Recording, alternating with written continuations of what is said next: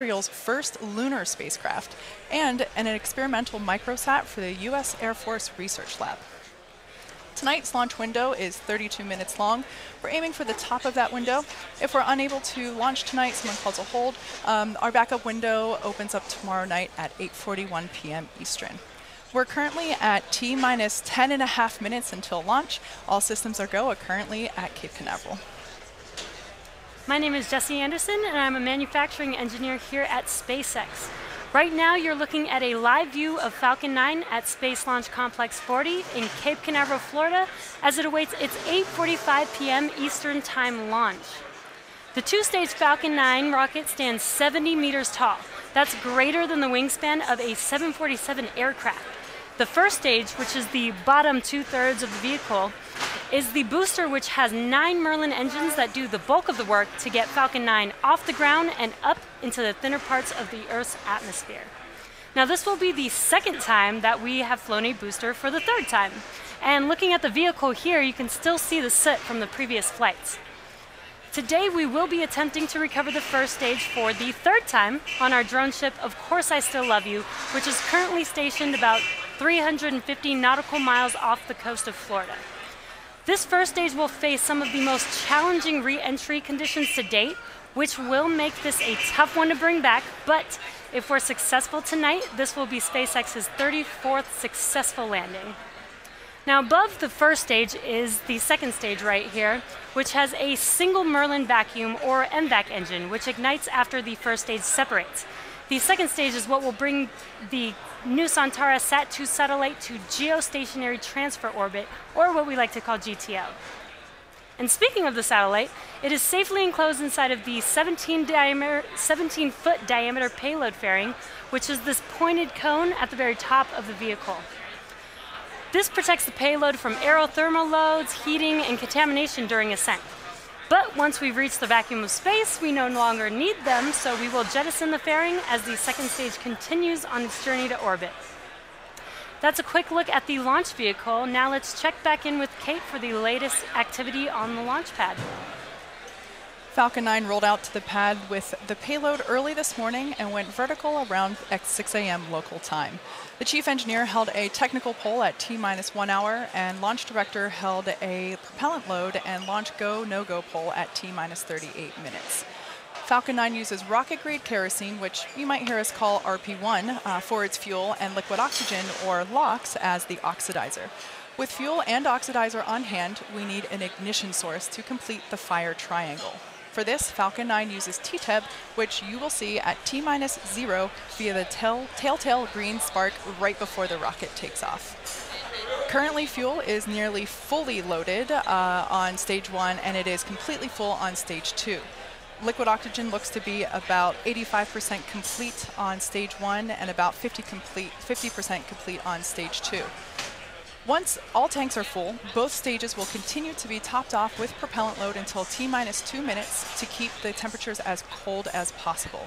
Low temperatures lead to a denser propellant, and that allows us to fit more propellant into the tanks of the rocket. In addition to the RP1 and LOX on board, Falcon 9 also uses helium, and that's to keep the tanks pressurized in flight and the propellant flowing correctly into the engines without air bubbles as the propellants deplete. Helium load began before the webcast went live, and it will continue to top off until 1.5 minutes before launch. Engine chill procedures have begun, and that's when we open the pre-valves between the first stage prop tanks and the 9 Merlin engines. This allows a little bit of the cold liquid oxygen to flow into the turbopumps, which brings them down to a temperature close to that of flight temperatures. The super chilled propellant will soon be flowing through those engines at liftoff. So the vehicle remains healthy. We're currently tracking no issues. The payload is on internal power, also tracking no issues. The last weather balloon was launched just a few minutes ago, and it looks like we're within load limits. There have been chances of isolated showers across the Space Coast today, so there was a 20% chance that those cumulus clouds were going to violate our launch weather conditions, but currently everything is looking good for launch. The range is green and is prepared to support today's mission. So with that, all systems continue to be go. Again, today's launch window is 32 minutes long, so if we can't launch right at the top of that period, our backup window will become available tomorrow, Friday, February 22nd. As Kate mentioned, the payloads being launched tonight are for our customer SSL and include Indonesia's Nusantara Sat-2 satellite. This satellite will bring better connectivity to the region, including improved internet, data, and voice communications. Once it enters service, the satellite will have the potential to more than double the number of people who have access to this connectivity. Here's more from our customer on how this satellite will improve the life for the people of Indonesia.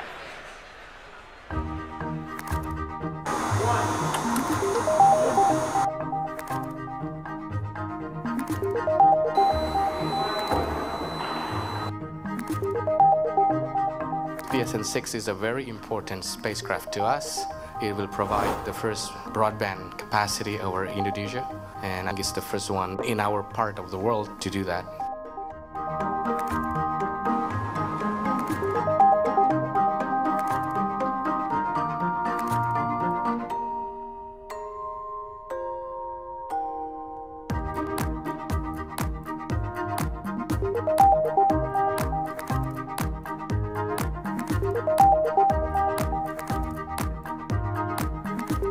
We hope that this is the beginning of a long-term relations and beneficial to both of us.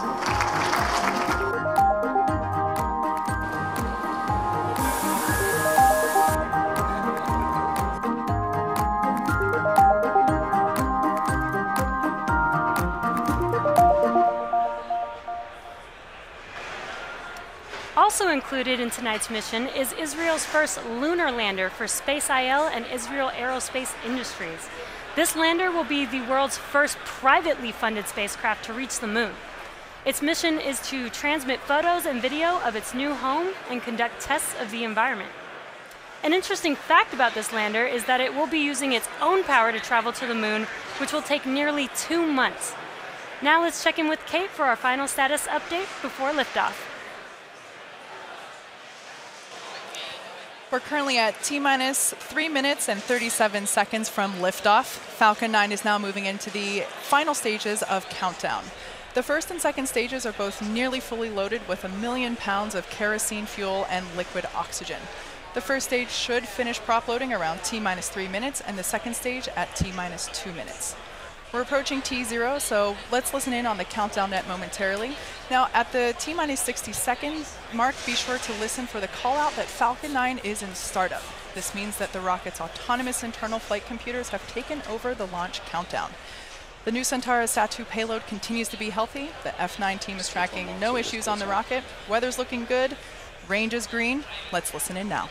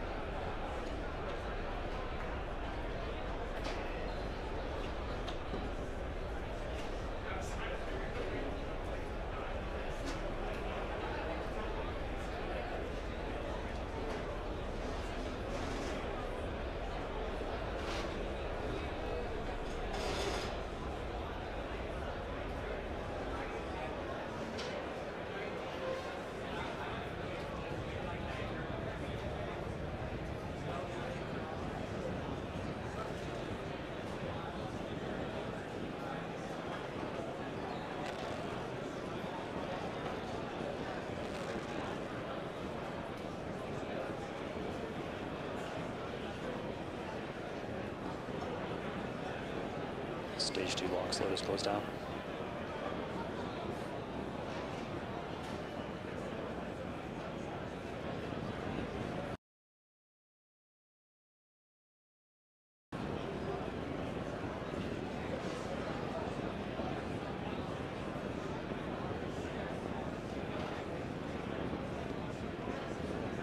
Falcon 9 is on internal power. Yes, ready.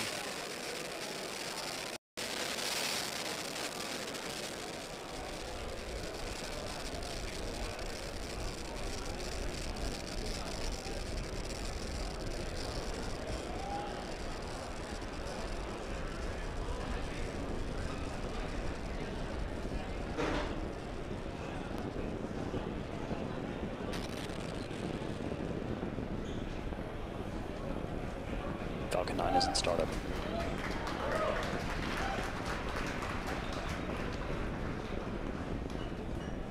Stage 2 pressing for flight.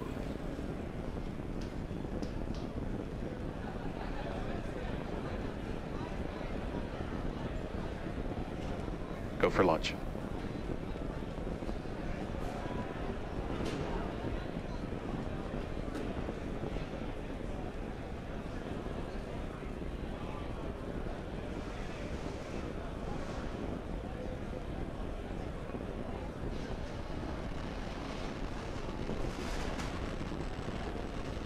Stage 1 pressing for flight. T-minus 15 seconds. 10, 9, 8, 7, 6, 5, 4, 3, 2, 1, 0. Ignition.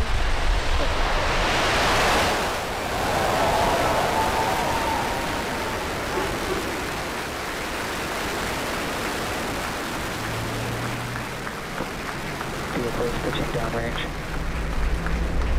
Stage 1 propulsion's nominal.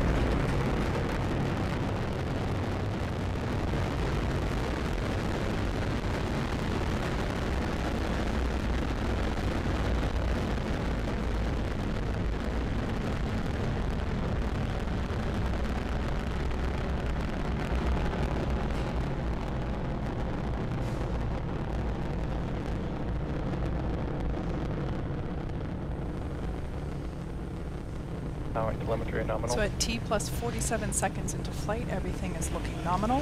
We're currently preparing to throttle down as we enter max Q.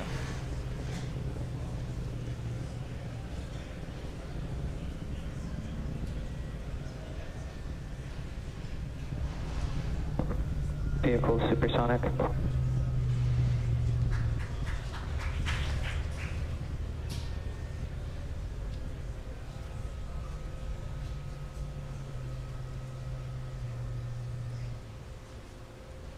Vehicle has reached maximum aerodynamic pressure. So there you just heard we passed through max Q. We will now throttle back up.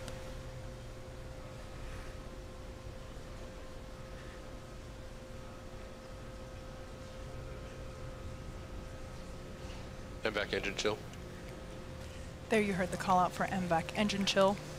This is the point in which, like I mentioned before, we start to flow the super cold liquid oxygen into the turbopumps, bringing them down to flight temperatures. This helps us reduce the temperature difference between the liquid oxygen and the hardware.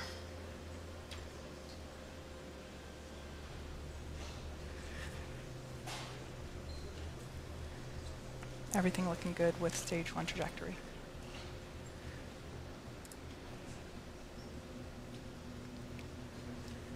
Main engine.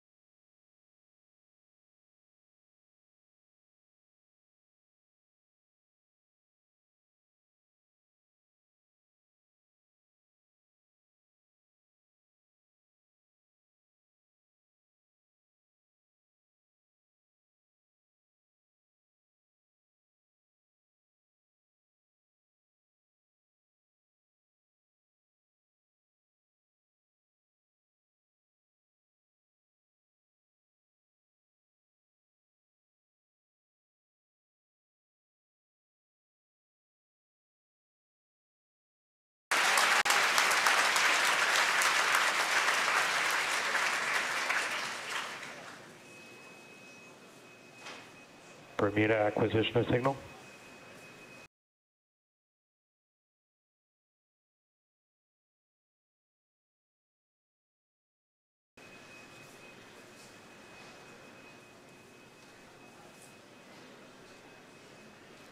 While Stage 2 is doing its job, Stage 1 will be coming back home to Earth, and it will also execute 2 burns, the first of which is the entry burn.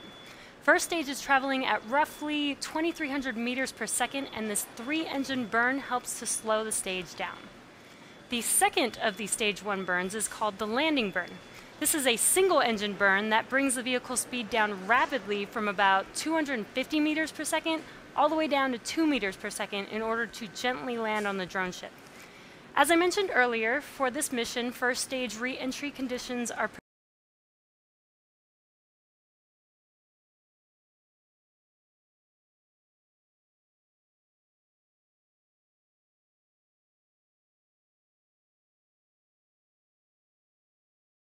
predicted to be the most challenging for any recovery attempt to date. It is possible that we might lose our camera feed during the landing attempt due to the drone ship's position over the horizon, but if that happens, we will bring you an update as soon as we re-establish connection.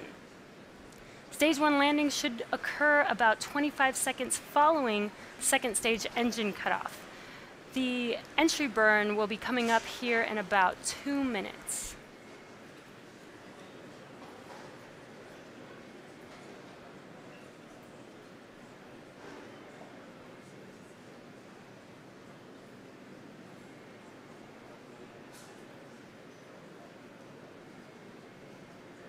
It is T plus 5 minutes and 27 seconds, and we're just under a minute until the entry burn begins. Stage 2 on nominal trajectory.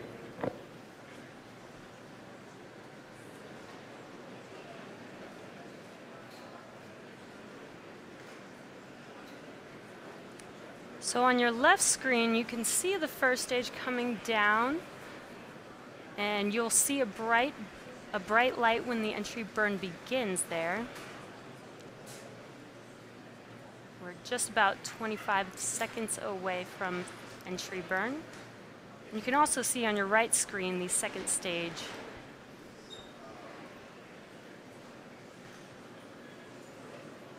Stage 1 FTS is safe.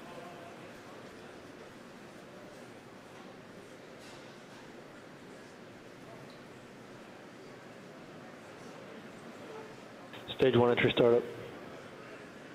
And their entry burn has begun. This should last about 18 seconds.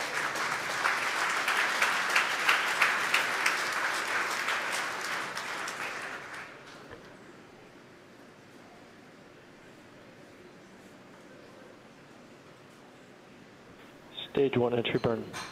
Shut down. And entry burn is complete for first stage. Next, coming up at about T plus 8 minutes will be a rapid series of events. This will include the first second stage engine cutoff, or SECO-1, the start of the landing burn, followed by the first stage landing. SECO-1 and the landing burn will occur within 4 seconds of each other, followed by the Stage 1 landing shortly after that. And we are at T plus 7 minutes and 22 seconds, so we're just under a minute to SECO-1.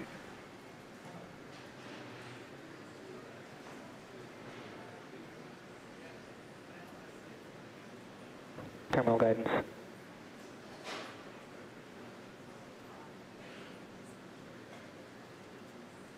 Stage 1 entry transonic.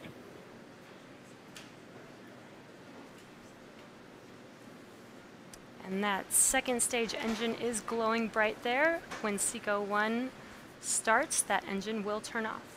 Stage 2 FTS is safe.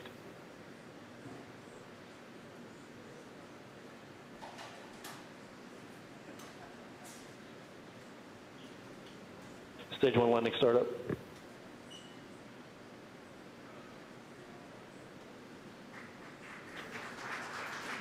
And we have SECO-1. Okay, shut down.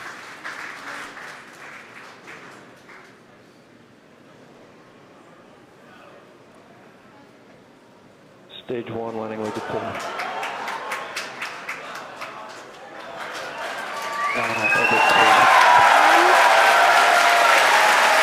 sounds like, there you go on your screen, we do have a successful first stage landing, despite the challenging conditions there.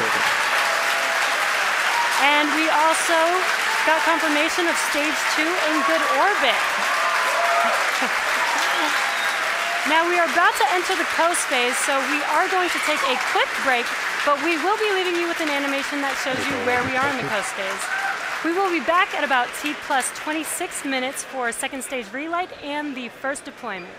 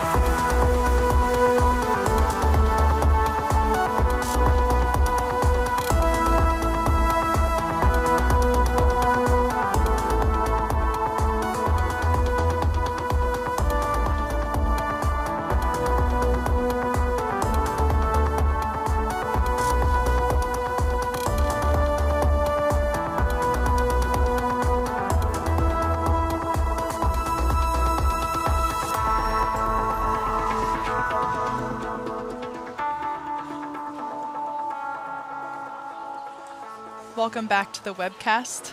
MVAC-D on our second stage has begun engine chill, and it is about to briefly reignite for the second and final burn of tonight's mission.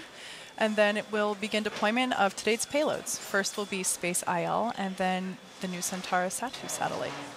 As we mentioned earlier, another payload will be riding along on today's mission, an experimental small satellite for the U.S. Air Force Research Lab, but we won't be able to catch footage of that particular deployment this evening.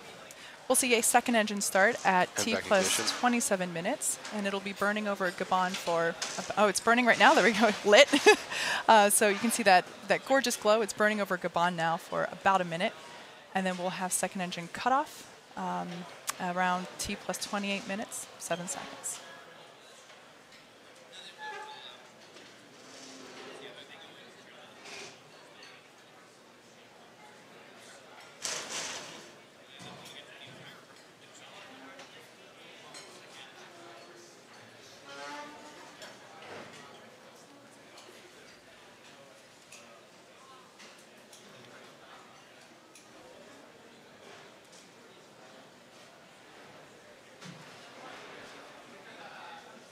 Approaching SECO 2 in 10 seconds.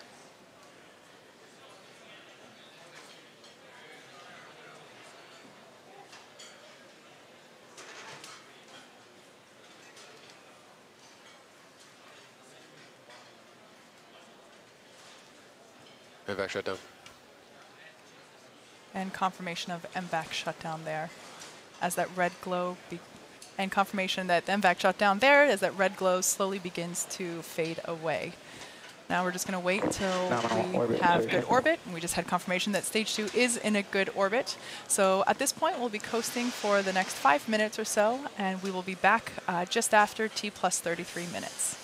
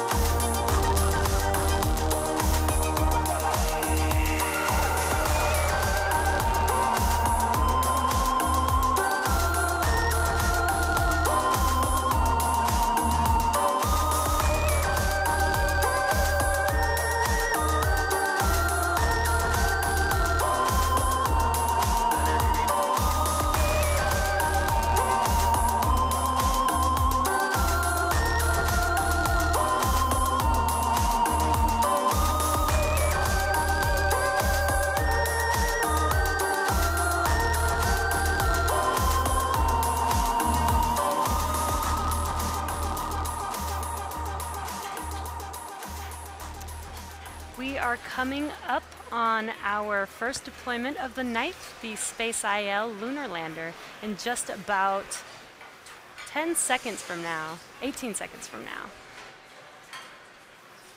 Now you should be able to see this on your screen.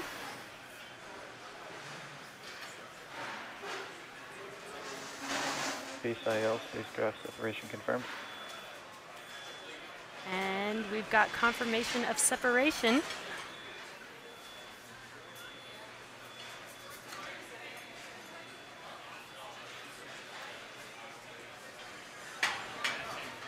And you can kind of see that there on your screen.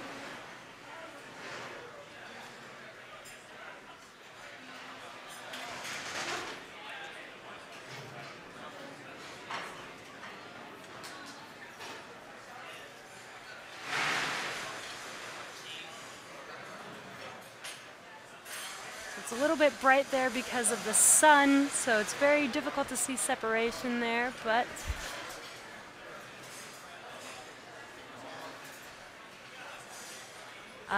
we've had a successful deployment of the SpaceIL lunar lander, a first non-governmental lander to make its way to the moon. Here's a little more insight on its journey to space. Spaceflight makes getting to space easy and affordable. We have years of experience helping customers execute their missions, providing rideshare on nearly every launch vehicle in the world. Our team supports you through every aspect of your mission, from design and licensing to integration, launch, and deployment. We're proud to take SpaceIL on this historic mission to the moon. In the beginning, I was only an idea, a dream, a fantasy. I was born in a bar to 3 fathers. Soon, I met the rest of my family. I had people who took care of me and helped me grow, and I grew and became stronger. When I met the president of our country, he told me that I carry with me the hopes and dreams of a nation. And he was right. Landing on the moon is not my only mission. I will carry with me a magnetometer to study the magnetic fields of the moon. But one of my most important missions is to inspire our kids so they can dream and explore new worlds. And my mission begins today. A couple of weeks ago, I left home and got on a plane to Cape Canaveral. I had hundreds of talented people who worked hard to prepare me for this day. I waited long enough for this moment, and I am ready. Yalla, let's get to the moon. What an exciting mission and day for SpaceIL. As Jesse mentioned earlier, that is the first privately funded lunar lander, so congratulations to the SpaceIL team. We wish your lander all the luck as it makes its way to the moon. Now we have a short 8-minute coast before we deploy New Centaurus Satu, so we'll take one more quick break during this time. Stay with us, we'll be back around T plus 43.5 minutes.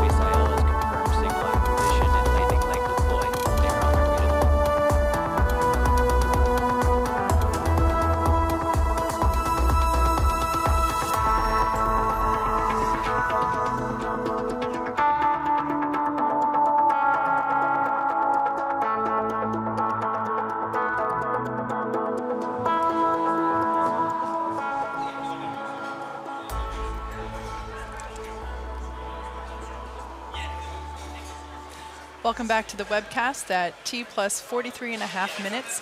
We're about a minute away from deployment of the new Centaurus SAT-2 satellite. If you've just joined us, we've had a really great day so far. Beautiful liftoff from Cape Canaveral, a successful landing of a rather spicy landing attempt on our drone ship, Of Course I Still Love You.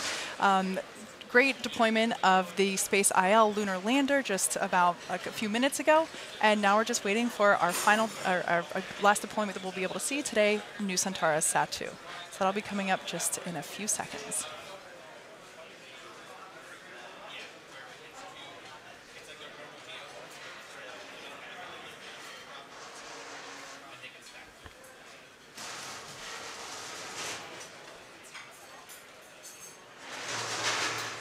Seconds away from deployment.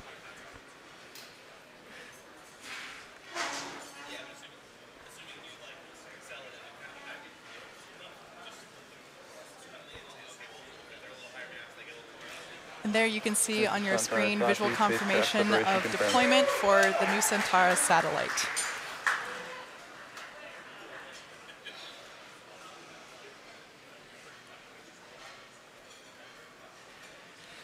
And with that, that brings our webcast to a close this evening. Thanks to SSL, PT Telkom Indonesia, Space IL, and Israel Aerospace Industries for entrusting us with tonight's mission. Thank you also to the 45th Space Wing for range safety and to the FAA for licensing today's launch.